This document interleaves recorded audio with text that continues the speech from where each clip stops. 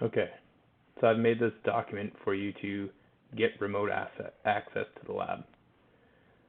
First thing we're going to do is go to this link. It's going to open up in a browser, and what you're going to see is a web page like this.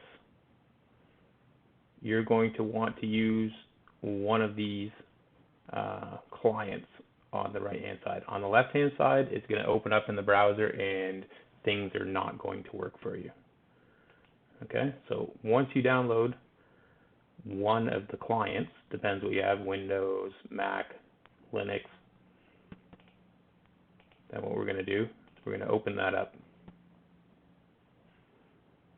Okay, you can see in here, I already have this filled in. Yours will be blank. You'll have to copy and paste this in. Do your email, do your password.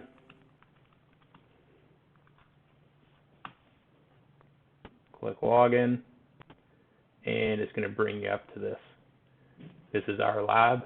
It should only show up during the time that you have your section of the lab, so you can't do it on the weekend or any other time. It's only during your lab section. Once you click on this, it should log you into one of the computers. Okay, let's see.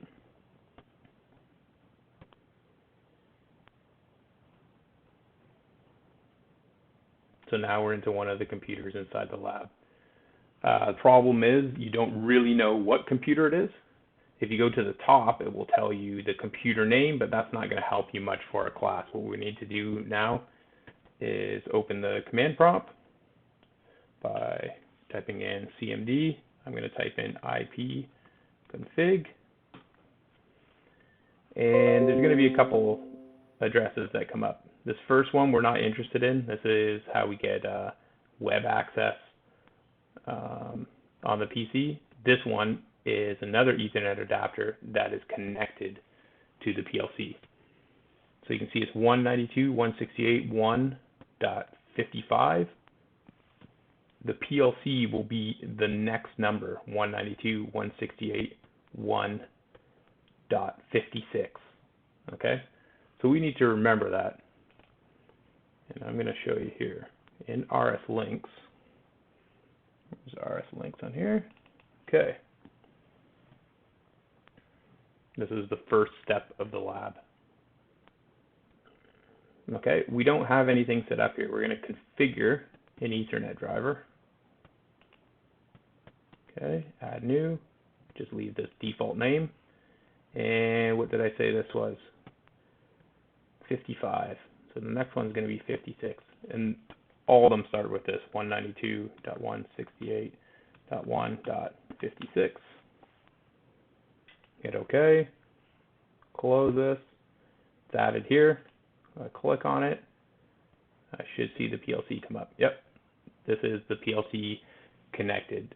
We need this set up so that we can have the programming software talk to the PLC.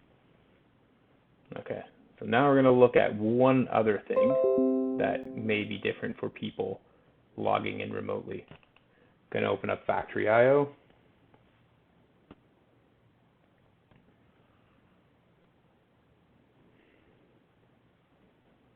Okay, I'm going to open up scene, any scene, it doesn't matter right now.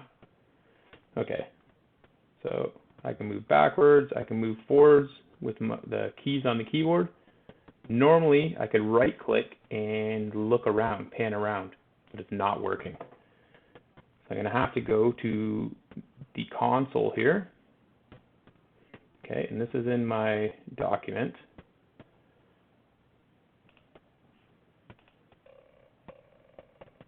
We go down.